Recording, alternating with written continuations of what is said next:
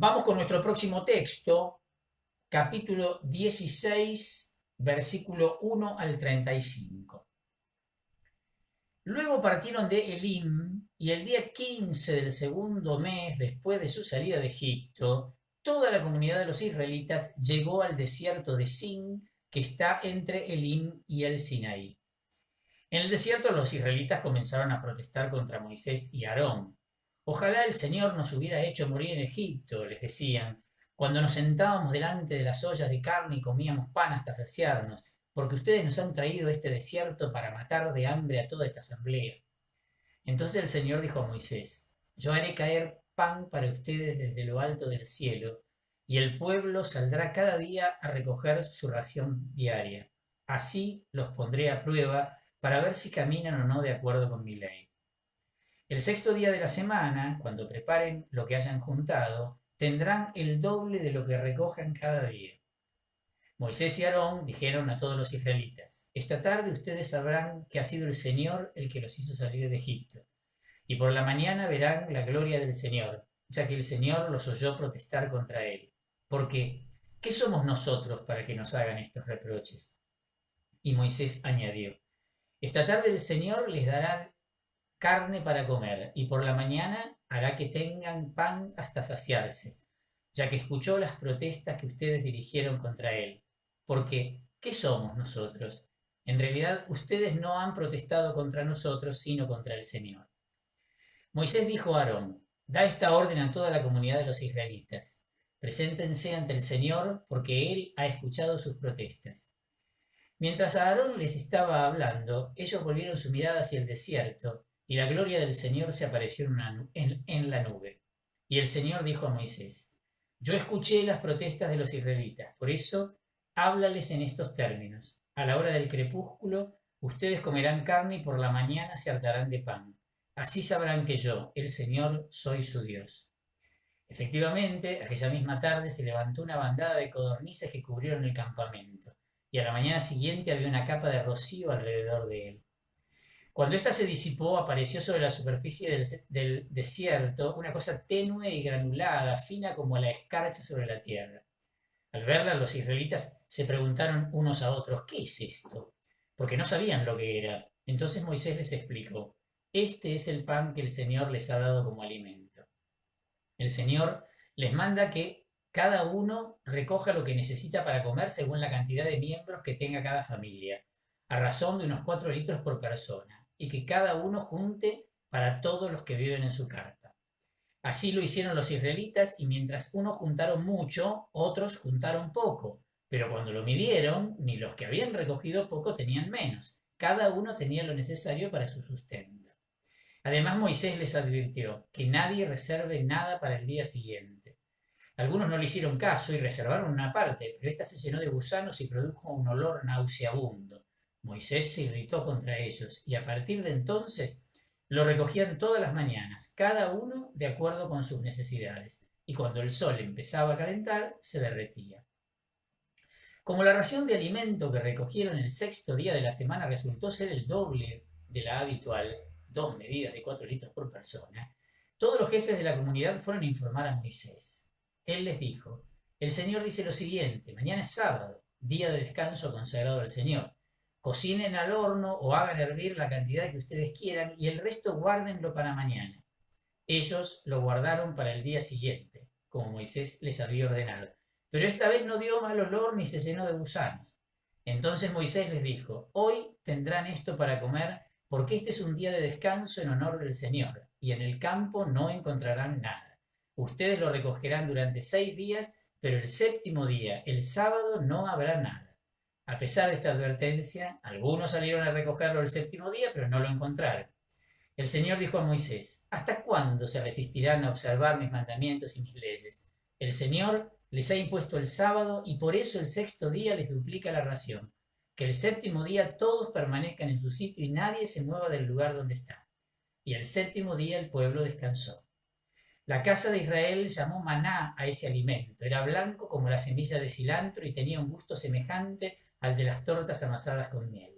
Después Moisés dijo, el Señor ordena lo siguiente, llenen de maná un recipiente de unos 4 litros y consérvenlo para que sus descendientes vean el alimento que les di de comer cuando los hice salir de Egipto. Y Moisés dijo a Aarón, toma un recipiente, coloca en él unos 4 litros de maná y deposítalo delante del Señor a fin de conservarlo para las generaciones futuras. Aarón puso en el recipiente la cantidad de maná que el Señor había ordenado a Moisés y lo depositó delante del arca del testimonio a fin de que se conservara. Los israelitas comieron el maná durante 40 años hasta que llegaron a una región habitada. Así se alimentaron hasta su llegada a los límites de Canaán. Los acontecimientos de este capítulo se desarrollan en el desierto de Sin, al sur de la península. La región está situada entre Elim y el monte Sinaí, lo dice explícitamente el texto. No sé si se dieron cuenta, pero incluso en una lectura rápida de este texto plantea dificultades sobre la coherencia del desarrollo de los hechos que se narran. Y ni que hablar de las diferencias que vamos a encontrar de este relato respecto de su paralelo que está en el libro de los Números, capítulo 11, donde aparece un relato paralelo a este. Las dificultades internas que plantea el texto se pueden explicar perfectamente suponiendo una combinación poco feliz de los materiales. Ya estamos acostumbrados a este tema de la mezcla de las tradiciones, ¿no? Acá concretamente hay unos pocos versículos con presencia de la tradición yavista y el resto, o sea, la mayoría del texto, pertenece a la tradición sacerdotal. Según la versión que vamos a encontrar en el libro de los Números, capítulo 11, versículo 21 al 23, me refiero a lo que voy a decir ahora, ¿no? El texto es más extenso. La razón por la que Dios envió las codornices fue porque el pueblo estaba descontento con el maná. Seguramente este relato es el más antiguo de los dos y luego fue retocado por el sacerdotal para darle mayor énfasis al maná. Acá va a tener un protagonismo especial y va a ser como la comida celestial, ¿no?, que Dios le da. Ante las quejas del pueblo, Yahvé promete su ayuda. Bueno, la murmuración en el desierto es un motivo constante del libro del Éxodo, más que del libro del Éxodo, del traslado de los israelitas por el desierto, ¿no? El maná y las codornices van a ser la respuesta de Dios a esto porque les van a terminar sirviendo de alimento, ¿no? ¿Qué decir de estos dos acontecimientos? Bueno, pueden ser explicados fácilmente por fenómenos corrientes en la península del Sinaí. Empecemos por el maná. El maná es una secreción dulce producida por la planta del tamarisco, al ser picada por 2 especies de insectos, tipo las manchitas blancas, la cochinilla que tienen a veces nuestras plantas, que son abundantes en la región. A ver, esa sustancia gotea desde las hojas de la planta hasta el suelo y ahí se solidifica cuando entra en contacto con el aire frío de la noche del desierto. Ahí hay una gran amplitud térmica en el desierto. Pero fíjense qué curioso, tiene su punto de fusión, por otra parte, muy bajo, a los 22 grados centígrados. Y esto hace que entonces tenga que recogerse rápido, que tenga que recogerse temprano, antes que el sol la derrita. De hecho, el texto lo dice. Bueno, los beduinos que hoy todavía andan por la región la siguen considerando como una suerte de golosina de sabor dulce. O sea que con el tema del maná no hay ningún secreto, ¿sí? Vamos con las codornices. Las codornices vuelan anualmente hacia el sur en los meses de septiembre y octubre, procedentes del norte de Europa y Escandinavia, para invernar, obviamente, en los calores de África. Luego, en mayo-junio, emprenden el viaje de regreso. Bueno, en su largo viaje sobre el mar, las codornices llegan exhaustas y aterrizan exhaustas en la península del Sinaí, donde, por lo tanto, es muy fácil capturarlas, porque caen al modo como parece la descripción del texto. Esto verdaderamente es así, ¿no? O sea, estamos ante dos acontecimientos, otra vez, nos pasó con la plaga, nos pasó con el cruce del Mar Rojo, dos acontecimientos naturales que son leídos por el pueblo como producidos por la providencia divina. Esto está claro. Y otra cosa, no sé si ya lo van intuyendo, es posible que este relato otra vez combine los recuerdos de dos grupos que habrían abandonado Egipto separadamente y que sus itinerarios incluso fueron diferentes. Otra vez aparece el mismo tema, lo habíamos visto en las plagas. ¿Se acuerdan cuando hablábamos que de la primera plaga, la novena, correspondía más bien a un éxodo, el éxodo de expulsión y el éxodo de huida? ¿Sí? Bueno, acá estaríamos en algo parecido. Se juntaron dos relatos leídos como providencia de Dios de la marcha por el desierto, pero tal vez incluso de distintos grupos.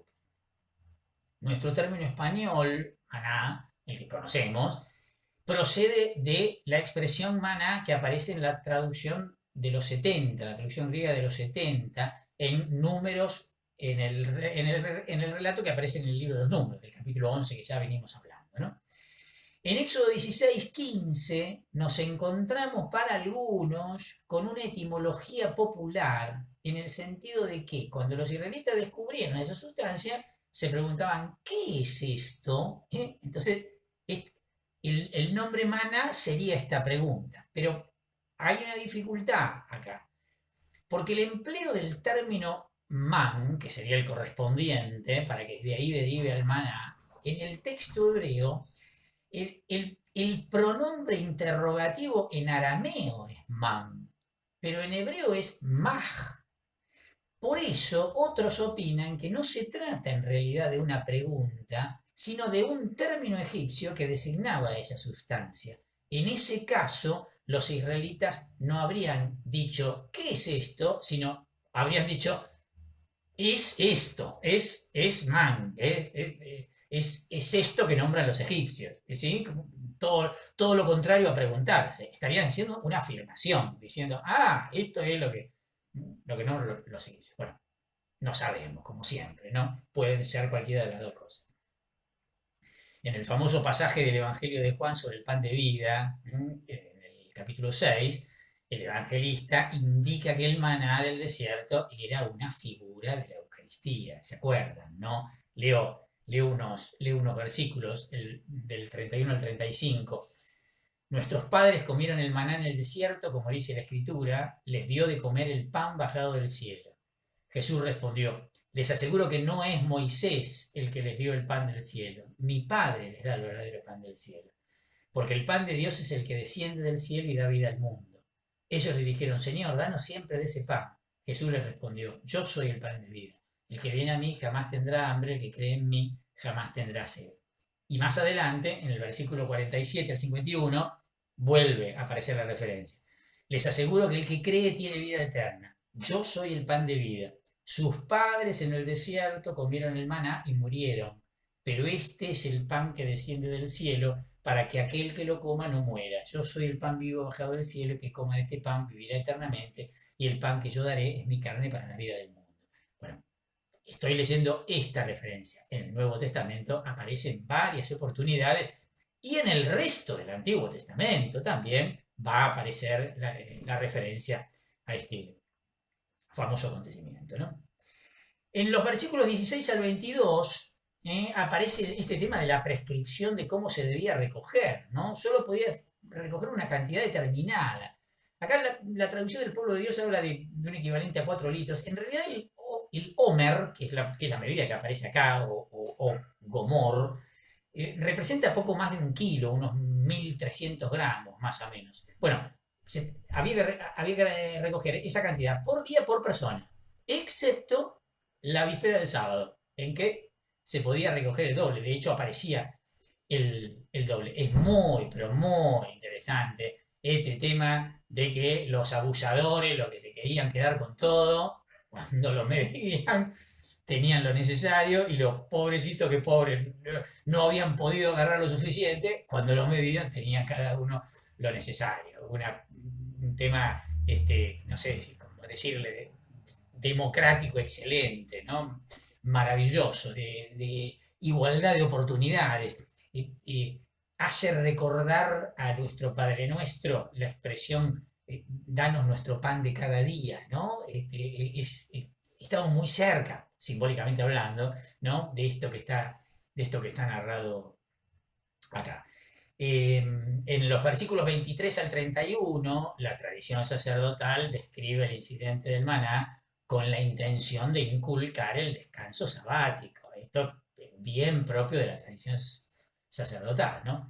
Y finalmente, en los versículos 32 al 34, aparece la dimensión conmemorativa del maná. En una urna especial había que guardar también una medida, un omer, para recordar a las generaciones sucesivas el especial cuidado que Dios había tenido por su pueblo, ¿no? Y entonces, por eso en el Arca de la Alianza, en el Arca de la Alianza, que todavía no está construida en realidad el Arca de la Alianza, pero aparecerá esto junto con las tablas de la ley, ¿no? Avanzamos entonces ahora con el capítulo 17, leemos del versículo 1 al 7. Toda la comunidad de los israelitas partió del desierto de Sin y siguió avanzando por etapas conforme a la orden del Señor. Cuando acamparon en Refidim, el pueblo no tenía agua para beber. Entonces acusaron a Moisés y le dijeron: danos agua para que podamos beber. Moisés les respondió: ¿por qué me acusan? ¿Por qué provocan al Señor? Pero el pueblo, torturado por la sed, protestó contra Moisés diciendo: ¿para qué nos hiciste salir de Egipto? ¿Solo para hacernos morir de sed junto con nuestros hijos y nuestro ganado? Moisés pidió auxilio al Señor diciendo: ¿cómo tengo que comportarme con este pueblo si falta poco para que me maten a pedradas? El Señor respondió a Moisés: pasa delante del pueblo acompañado de algunos ancianos de Israel y lleva en tu mano el bastón con que golpeaste las aguas del Nilo. Ve, porque yo estaré delante de ti allá sobre la roca en Horeb. Tú golpearás la roca y de ella brotará agua para que beba el pueblo. Así lo hizo Moisés a la vista de los ancianos de Israel. Aquel lugar recibió el nombre de Masá, que significa provocación, y de Meribá, que significa querella, a causa de la acusación de los israelitas, y porque ellos provocaron al Señor diciendo: ¿el Señor está realmente entre nosotros o no? Bueno, desde el desierto de Sin, entonces, los israelitas se trasladaron a Refidim, que la mayoría de los autores localizan en Wadi Refayid, unos 13 kilómetros al noroeste de Jebel Musa, que es el nombre árabe que significa monte de Moisés, o sea, el Sinaí. Cuando hablamos de Horeb, Sinaí y Jebel Musa, estamos hablando siempre de lo mismo, ¿sí? Distintas denominaciones del mismo modo. Nuevamente, fíjense, la falta de agua provoca la murmuración del pueblo.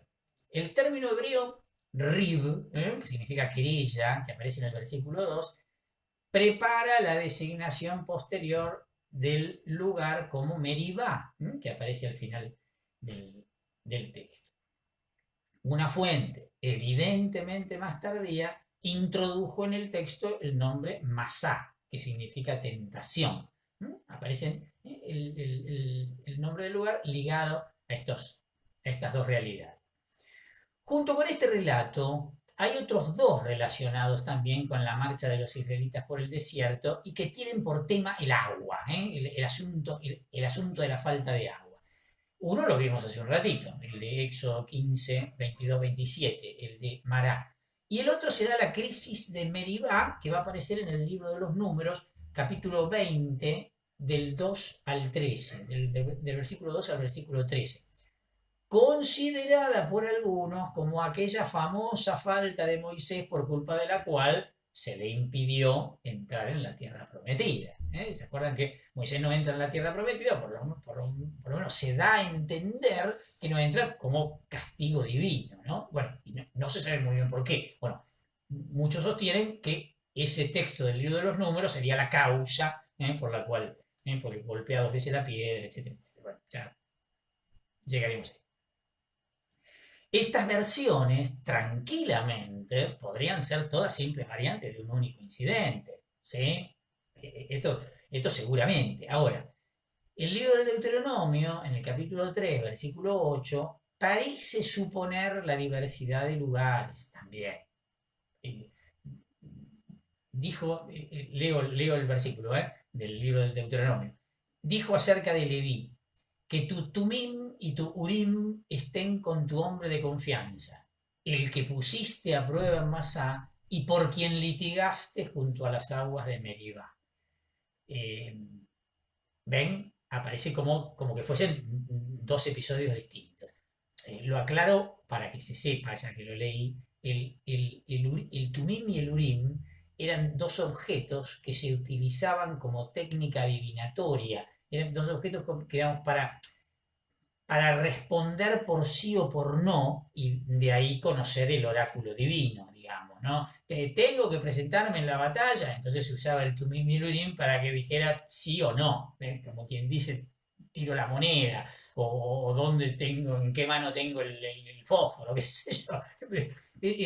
Esas técnicas que se utilizan para la respuesta sí o no, o que se resuelve entre 2. ¿Se acuerdan cuando en el libro de los Hechos de los Apóstoles hay que elegir al reemplazante de Judas, que dice, oraron al Espíritu Santo para ver quién de los dos, de los dos candidatos que se presentaron, debía ser el que se juntara al grupo de los 12, y dice, tiraron a suertes y la suerte recayó sobre Matías. Bueno, estamos ahí, ¿sí? En la misma metodología. Existe unanimidad en que el Oreb del versículo 6 también es una adición tardía, como cada vez que aparece el nombre de Oreb para referirse al Sinaí, ¿no? A partir de este incidente, miren qué interesante, los rabinos forjaron la leyenda de que aquella roca de la que surgió el agua, providencialmente, acompañó a los israelitas por el desierto. Y más tarde entonces, San Pablo interpretaría este acontecimiento del Éxodo junto con la adición de la tradición rabínica como una figura de Cristo. El texto lo leímos hace un ratito, pero cuando Pablo, en la primera carta de los Corintios, capítulo 10, en el versículo 4, dice, en efecto, bebían el agua de una roca espiritual que los acompañaba, y esa roca era Cristo. ¿Sí? Próximo texto. Leo del capítulo 17, versículo 8 al 16. Después vinieron los amalecitas y atacaron a Israel en Refidim. Moisés dijo a Josué, elige a algunos de nuestros hombres y ve mañana a combatir contra Amalec. Yo estaré de pie sobre la cima del monte, teniendo en mi mano el bastón de Dios. Josué hizo lo que le había dicho Moisés y fue a combatir contra los amalecitas. Entretanto, Moisés, Aarón y Hur habían subido a la cima del monte. Mientras Moisés tenía los brazos levantados, vencía a Israel, pero cuando los dejaba caer, prevalecía Amalec. Como Moisés tenía los brazos muy cansados, ellos tomaron una piedra y la pusieron donde él estaba. Moisés se sentó sobre la piedra, mientras Aarón y Hur le sostenían los brazos uno a cada lado. Así, sus brazos se mantuvieron firmes hasta la puesta del sol. De esa manera, Josué derrotó a Amalec y a sus tropas al filo de la espada. El Señor dijo a Moisés, escribe esto en un documento como memorial y grábalo en los oídos de Josué. Yo borraré debajo del cielo el recuerdo de Amalec. Luego Moisés edificó un altar al que llamó El Señor es mi estandarte. Y exclamó, porque una mano se alzó contra el trono del Señor está en guerra contra Amalec de generación en generación. Bueno, nos encontramos acá con un relato evidentemente muy antiguo, probablemente de la tradición yavista, y que estaría representando una tradición de las tribus del sur, de donde proviene obviamente la tradición yavista. Está unido redaccionalmente a Refidim, donde se situaba el episodio anterior, ¿se acuerdan, no? En realidad los amalecitas habitaban más al norte, en el Negev, y en el monte Seir.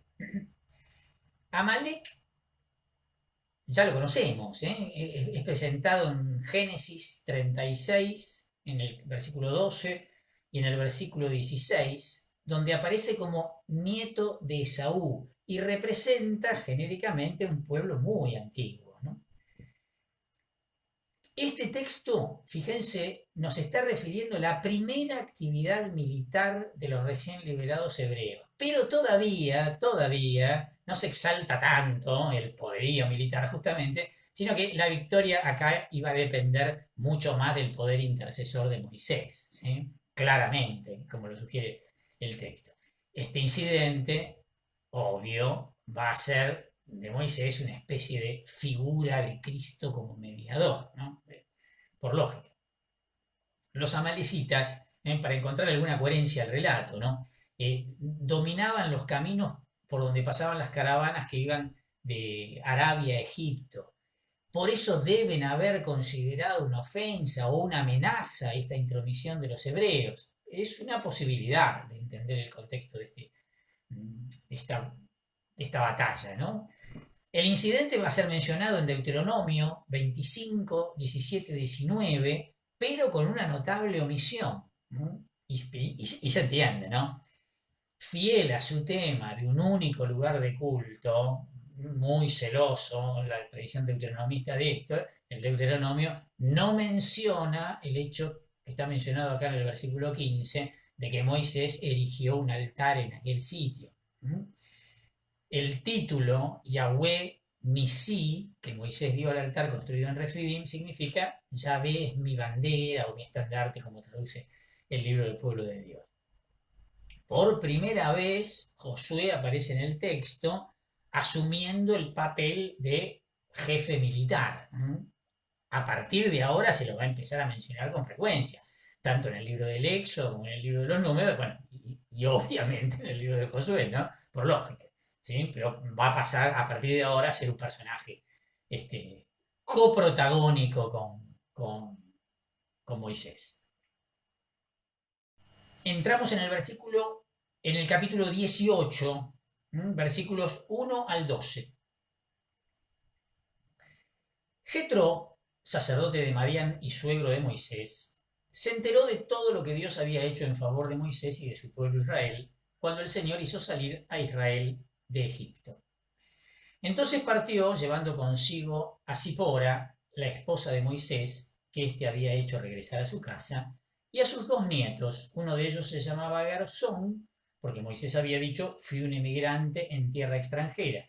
Y el otro se llamaba Eliezer, porque Moisés había dicho, el Dios de mi padre es mi ayuda y me libró de la espada del faraón.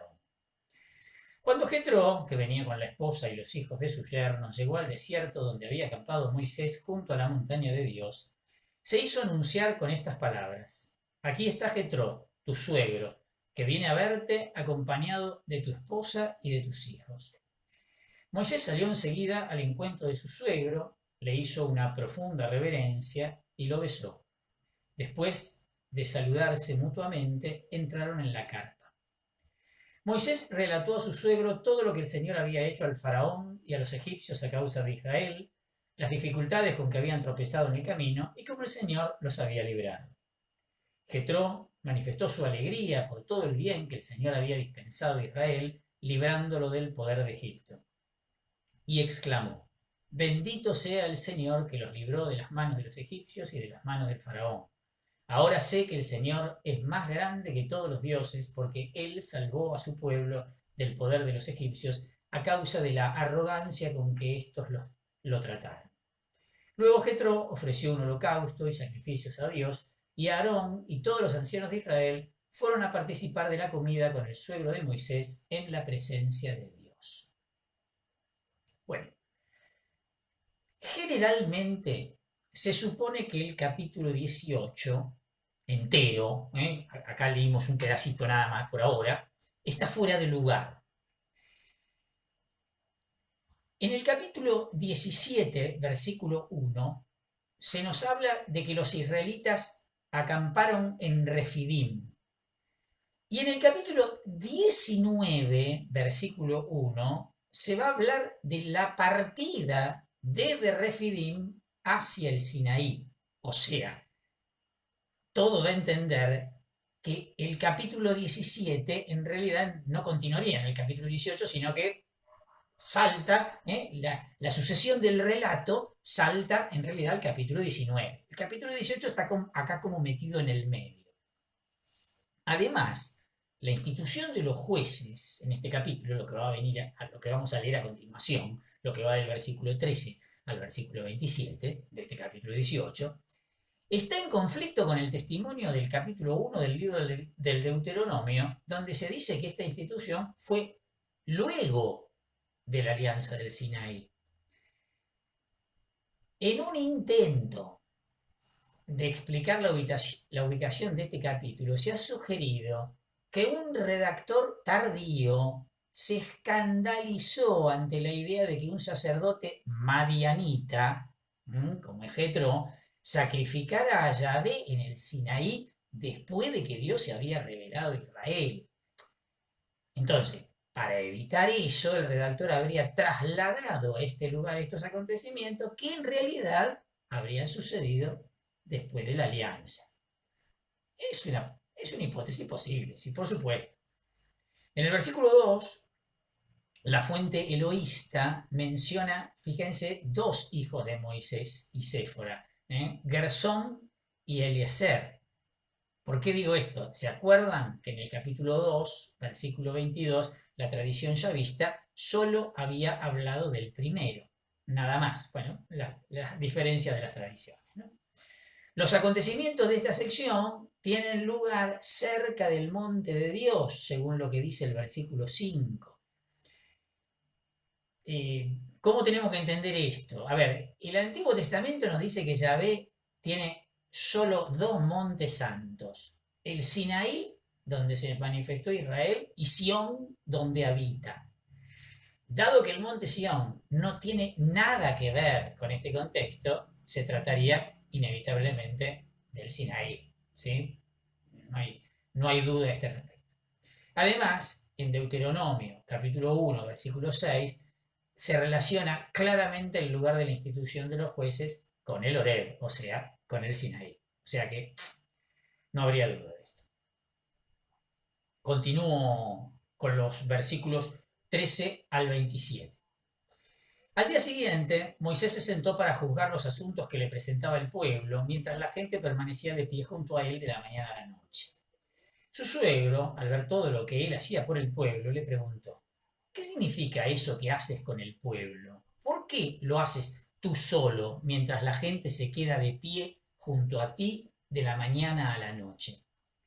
Moisés respondió a su suegro: esa gente acude a mí para consultar a Dios. Cuando tienen un pleito, acuden a mí, entonces yo decido quién tiene razón y les doy a conocer las disposiciones y las instrucciones de Dios. El suegro de Moisés le dijo: lo que haces no está bien. Así quedarán completamente agotados tú y toda esa gente que está contigo. Esa tarea es demasiado pesada para ti y tú solo no puedes realizarla.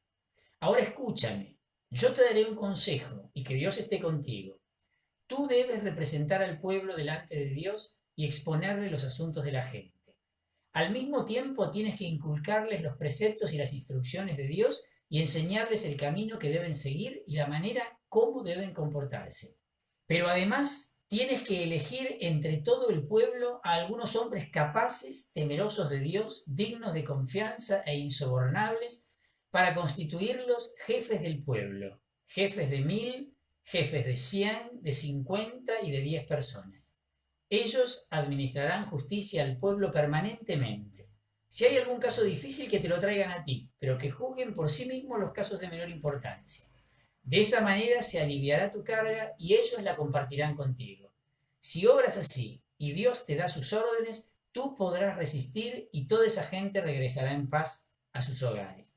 Moisés siguió el consejo de su suegro y puso en práctica todo lo que él le había indicado. Entre todos los israelitas eligió algunas personas capaces y las puso como jefes del pueblo, jefes de 1000, de 100, de 50 y de 10 personas, que administraban justicia al pueblo permanentemente. Ellos presentaban a Moisés los asuntos más difíciles y juzgaban por sí mismos las cuestiones de menor importancia. Luego Moisés despidió a su suegro y éste regresó a su país. Lo que dijimos hace un ratito sobre el tiempo y el lugar del encuentro con Jetro, obviamente vale también para esta sección, ¿no? El episodio debe haber ocurrido con toda seguridad, como también dijimos, en un tiempo muy posterior. ¿Por qué? Y fíjense, se supone un pueblo muy numeroso y ya sedentario, ¿sí? Entonces no condice con la realidad del contexto actual de la situación del pueblo. Aquí se manifiesta una suerte de distribución de la autoridad. Moisés es y sigue siendo el representante especial de Yahvé, el profeta de Dios para su pueblo. Su misión, que aparece además, se la describe con mucha claridad y repetida en 2 oportunidades, es comunicar las disposiciones y decisiones divinas. Él es el representante de Dios sin ningún lugar a dudas en medio del pueblo. En los casos más difíciles, según lo que dice el versículo 22, es Moisés quien le corresponde juzgar. Por el contrario, en el ejercicio de lo que podríamos llamar el ordinario de la justicia civil, de los asuntos cotidianos, la solución de los casos corre a cargo de estos representantes del pueblo. Hay una suerte de, y por eso lo que decíamos recién, de que este texto aparece como mal ubicado acá, de necesidad organizativa ante la situación de un pueblo ya mucho más extendido, un pueblo ya organizado, ya asentado, y en donde empieza a haber los lógicos conflictos de una vida mucho más compleja y de una vida mucho más plural. ¿Sí? O sea que evidentemente sigue habiendo motivos para pensar que este texto acá está mal ubicado. E incluso, bueno, esto que decíamos, que ahora vamos a ver como en el capítulo 19 se retoma directamente lo que dejó pendiente el capítulo 17.